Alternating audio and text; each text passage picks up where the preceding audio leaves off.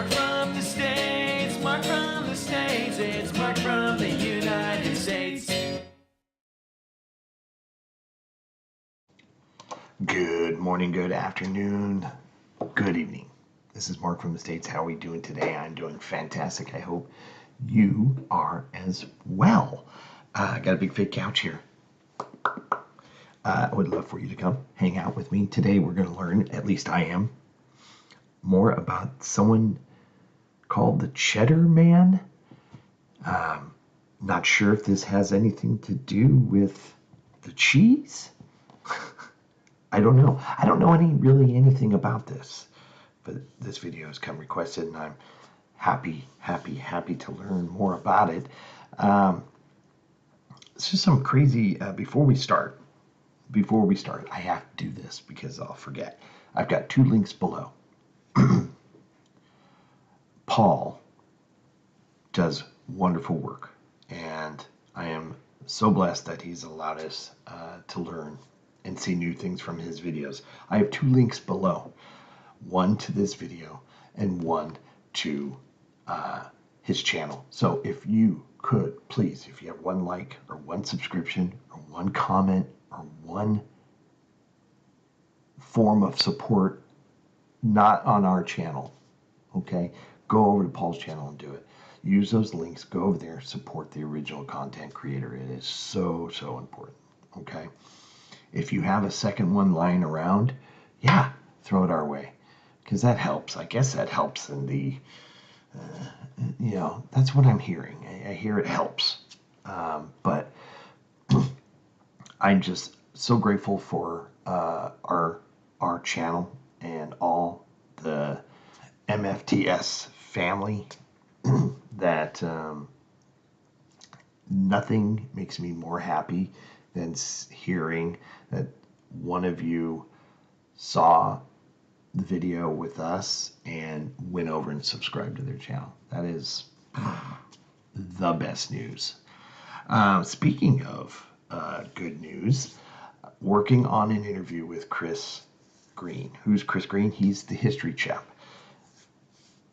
We've done a lot of videos where we watch history chaps videos and learn so much about history. The guy is amazing, and we're trying to find a time to where I can do a little interview with him.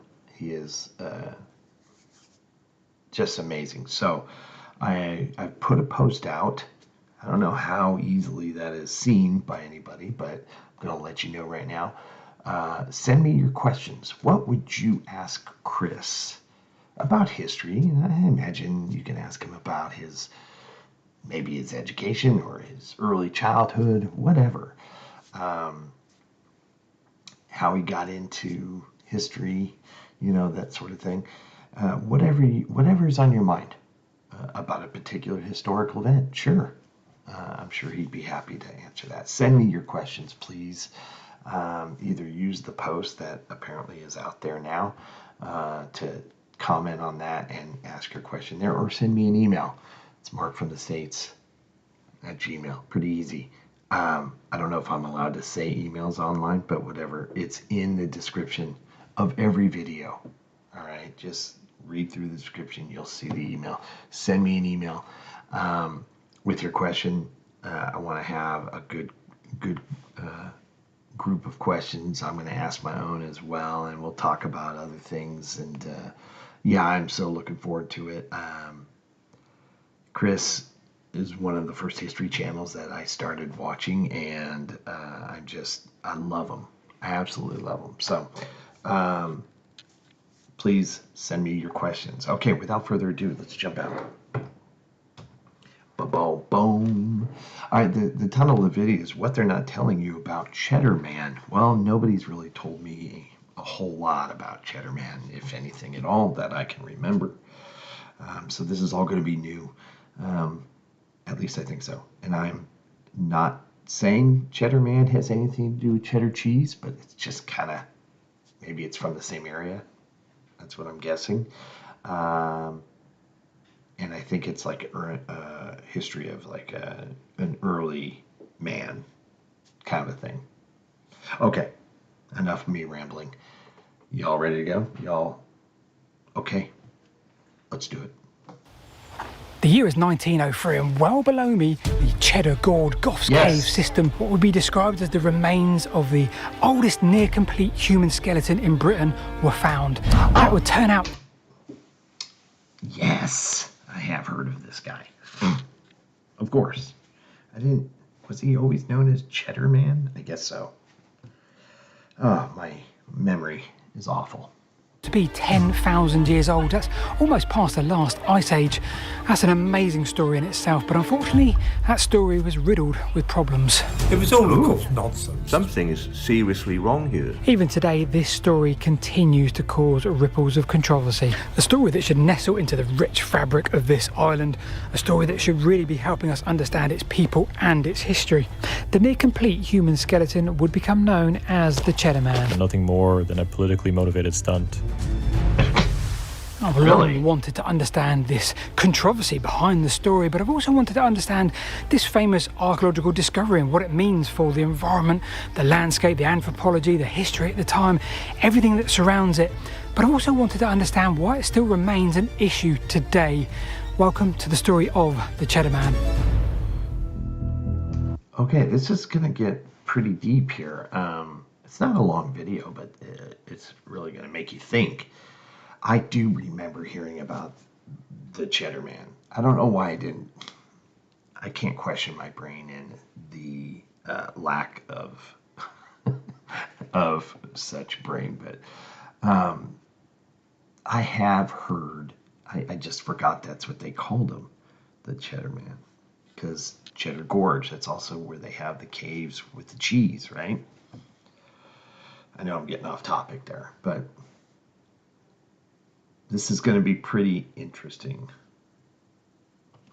So this is North Somerset, and I'm in a gorge just on the north side of the Mendips, just about a mile or two north of Cheddar Gorge, where Goff's Cave is located. Now, similarly to Cheddar Gorge, this gorge has attracted visitors for hundreds of years, not just because of the beautiful landscape you can see all around us, but also the caves that lurk to its sides. Back in 1903, a route was being widened around 60 feet into the cave. The goal was to help with drainage. Those undertaking the work soon came across the remains. The best part was that they were almost complete. There was no question what this was. Lying in a fetal-like position, in fact head almost lower than the legs, found wedged in a shallow depression. And that was about it. We had no reliable finds with it to date it, and we also had no other means to scientifically date it. But this wasn't unusual for this area. Have a look at this. 1797. And two men were here digging around for rabbits when they came across some remains. In fact, it turned out to be the remains of 50 separate individuals. Oh my. The question for me though is, why does Goff's Cave and the Cheddar Man remain so controversial 125 years on, when there is so much more even in this area to explore and tell us about those different eras of prehistory? Here is a great example. So the remains of Cheddar Man were placed right outside of the cave for all to see for quite some time, and people flocked from all over in their thousands to see it, and you can imagine why. Quite the spectacular sight. And of course, after a while, it was then packed up where it remains today and taken to its last place of rest, the Natural History Museum. Pretty quickly after this, a date was seemingly dreamt up. This human was from a time between 40 to 80,000 years old. A newspaper report confirms that it was found with a horn used to straighten arrows. Now, by the 1920s, we start to bring this date back a little, and now we have 25,000 years ago. And by the late 1930s, for reasons I'm unable to establish, we now believe this to be 12,000 years ago, which was... Okay, I can understand why they're readjusting how long, as the methods to determine those sort of things get better, you adjust, right? That's part of science. I just trip out on how, when they first find them, they just prop them up outside the cave where they found them and made it a tourist thing. Different time. But I totally get, as the science gets better, they're going to start adjusting the numbers and the figures and the historical data to it. But I'm interested to see where this video goes, as it's almost like leading you to like, we're doubting that this dude's even that old, kind of a thing. But also seeing that they found many more bodies there by a couple guys trying to find rabbits or whatever. It almost makes me think there was a civilization there. Yes, duh. And maybe more needs to be looked at. It just makes you wonder what else is there. And yes, this is where they have Goff's cave, right, where he was found. But this is where the cheese is.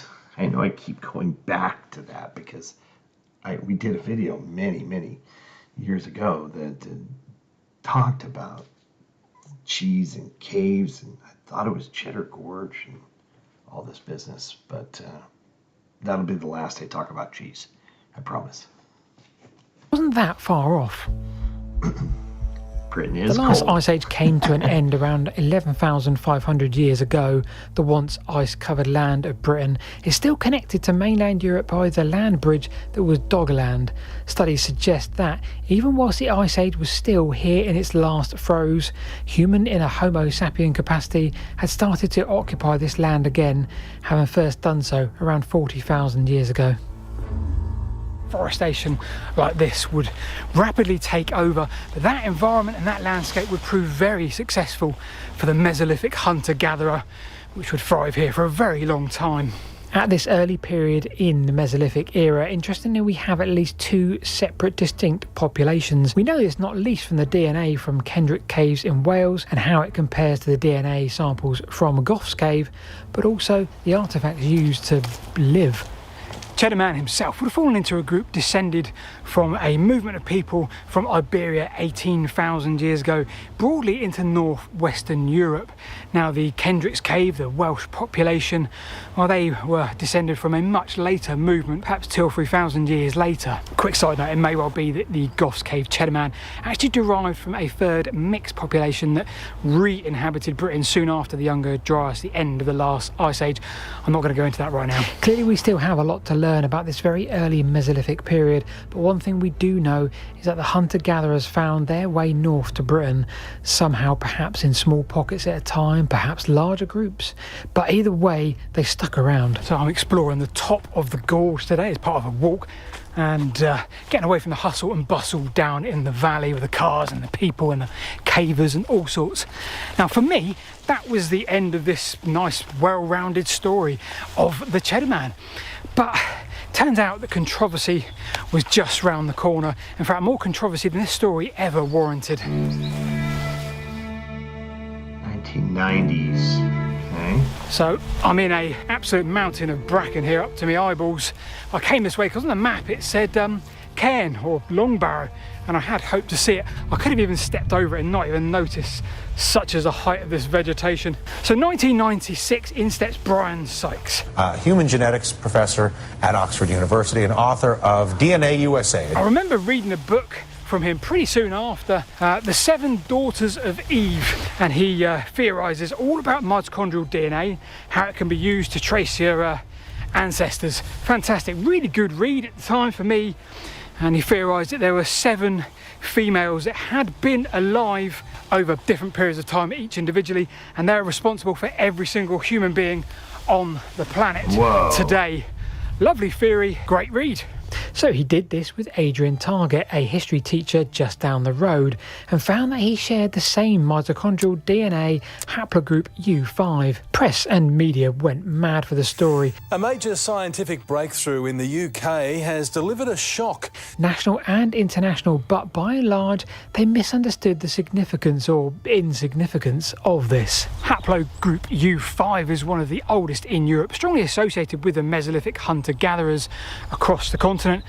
And when we saw the migrations of the Neolithic and the Bronze Age come into Britain, well, that U5 group didn't disappear, it just became a very small minority. Its lineage still survives today across Europe in some parts, especially Scandinavia and the Baltics. Mitochondrial DNA is just one tiny marker. It's maybe 16,000 base pairs long versus 3 billion pairs in the human genome. It comes from your mother's mother's mother, and tracing one single line of descent out of thousands you actually have. The papers pitch this as Adrian being a direct descendant from Cheddar Man. It's actually far more likely that they both just shared a common maternal ancestor, maybe tens of thousands of years before. In fact, many people around the world today could claim the same. The rest of their ancestry, the other 99.99% of their genome, could be overwhelmingly Neolithic farmers, the Bronze Age steppe, or perhaps into the medieval.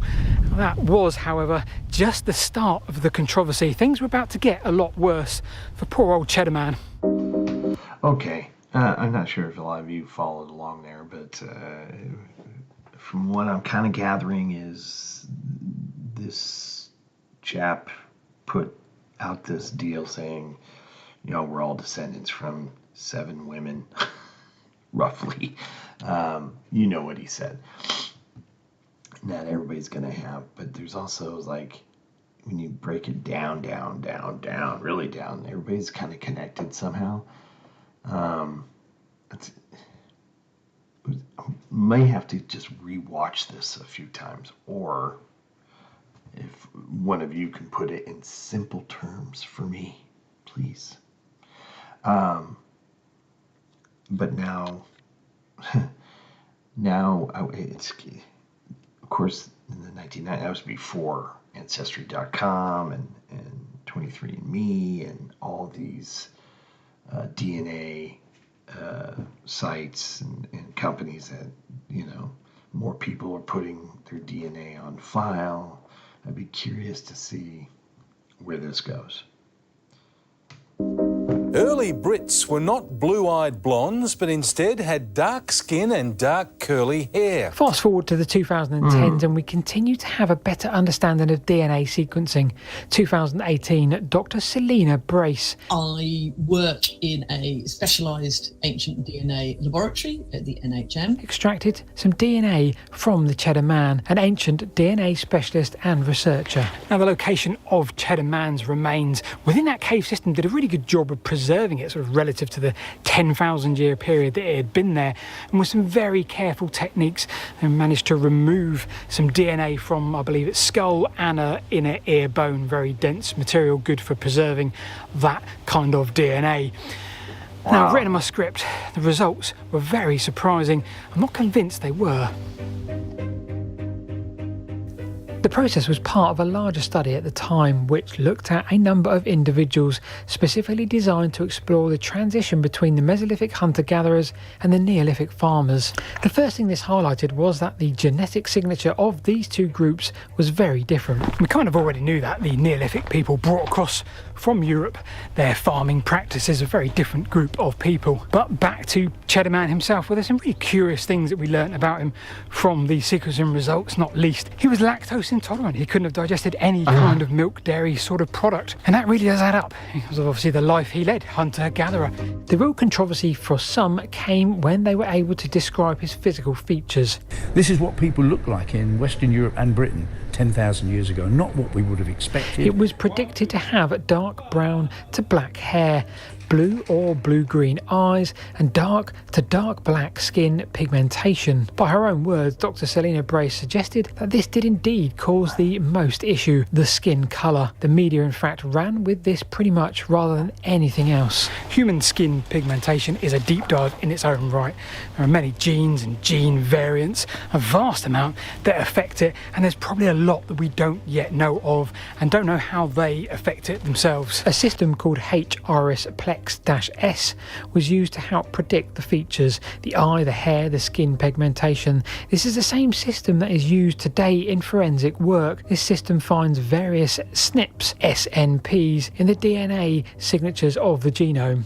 The probability scoring system did indeed give Dr. Selina Brace and her team the confidence to suggest that Cheddar Man did indeed have dark brown to black skin and very light eye features.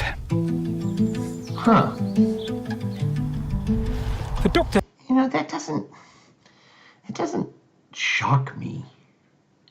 I imagine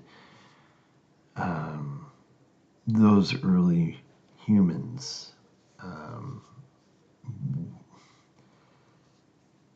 certainly didn't look like me.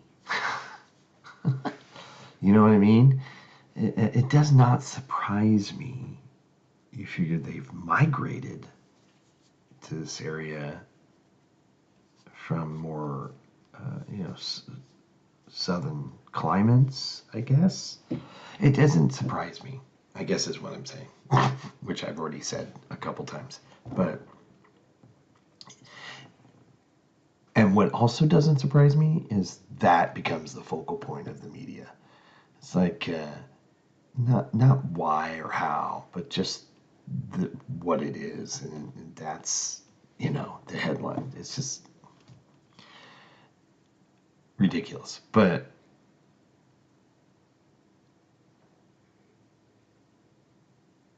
not surprising, but very interesting. Selina Brace and her team, well, this sequencing result wasn't really a surprise. There was many sequencing results from the genomes of Mesolithic hunter-gatherers from across mainland Europe, Spain, Hungary, that all had similar results, darker skin and lighter coloured eyes. The trouble is, we don't really tend to talk about that, and it certainly wasn't reported when this news story first broke.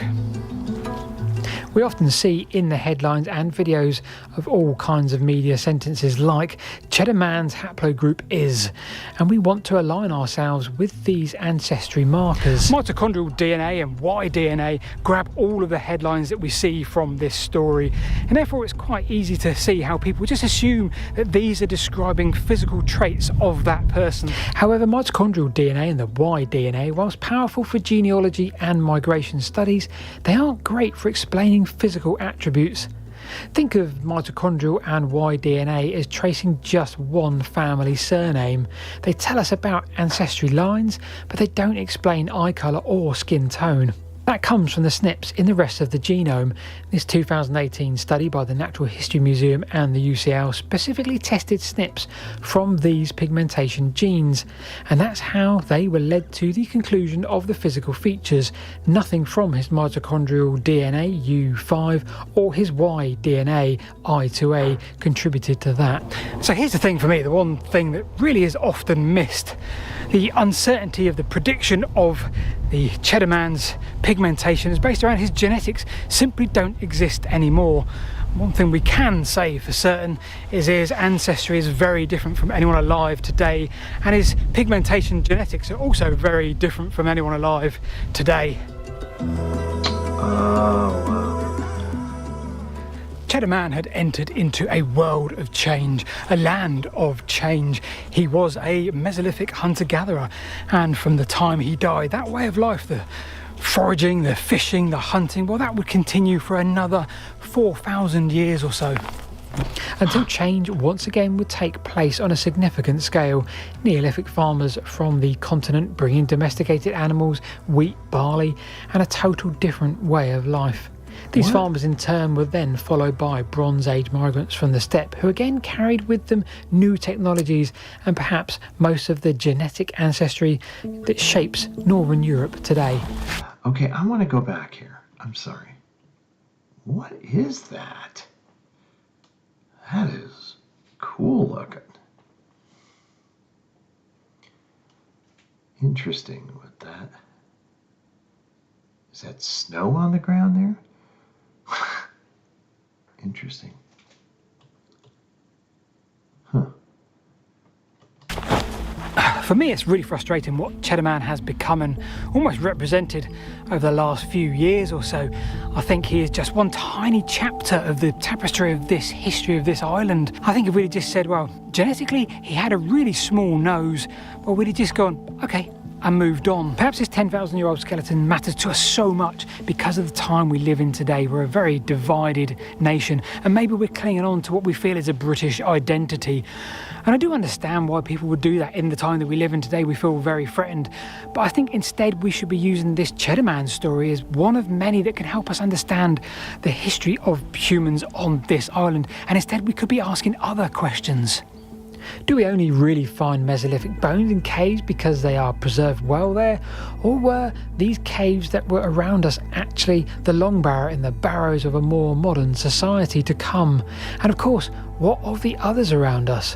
What are we yet to find? Cheddar Man's story isn't the beginning or the end of the history of this island. Far from it. It's just a reminder that sometimes perhaps identity does shift, and the deeper we dig, the more complex things become.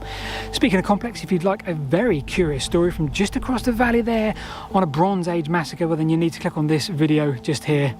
I've been Paul. I'll see you this time next week. Thank you, Paul. There's his information. Please go and support his channel. It is really important that you do so. This is kind of mind-blowing because there's a lot of quick facts and other, stuff thrown at you. I'm going to jump out here. Everybody has that information. Please contact Paul. Go support his channel. Get over there. Use the links that I have below. Real important. Going to jump out here. This is definitely over my head. You know what I mean? It's just something I don't know a ton about, but I'm finding it very fascinating. You know, you look at old, bones and humans that even here on this continent that I live, they look very similar. Same pigment, hair, that sort of thing. So I just think, instead of all the other, noise that you will see people talk about, if you can just focus on why they're there, where did they come from and all. But, with, especially in England and the UK, you've, correct me if I'm wrong, you've had a lot of people coming and migrating there over the thousands and thousands of years.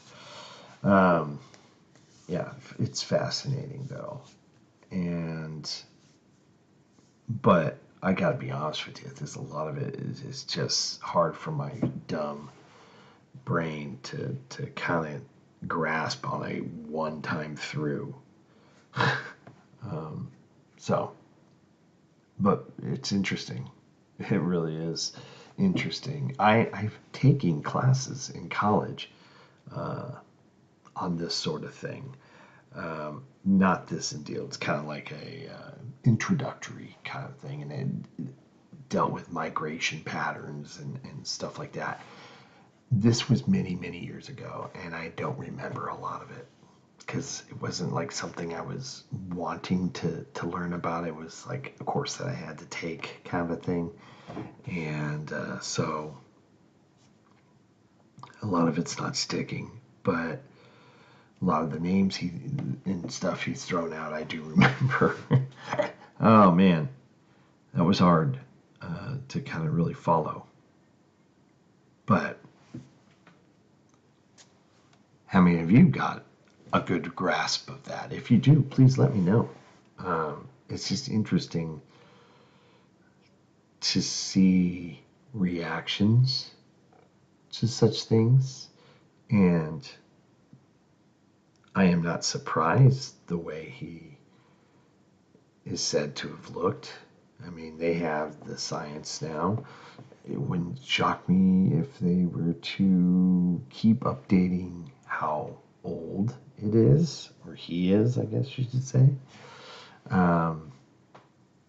Yeah, it's just the whole science, and it is, when you're talking about DNA, it's just so, unless you're totally into it and study it and learn it and know it, it's hard for someone who doesn't to really follow along, So, wow, that was interesting. Okay, and I'm gonna break my rule. That is where the cheese is. I wonder if that had anything to do why he was lactose intolerant. I don't know. Hope everybody's happy, healthy, and safe. Thanks so much for coming. Yeah, let me know what you think and have to add to this. I'm going to need a lot of context. But I could see a potential rabbit hole that I need to stay away from. I don't want to get sucked in there because it may destroy my brain. Anywho, thank you, everybody. Have a good one. And send me your questions for Chris, the history chap. Hopefully it happens. And I want to be ready for when it does. Take care, everybody. We'll see you in the next one. Bye. Mark from the States, Mark from the States, it's Mark. And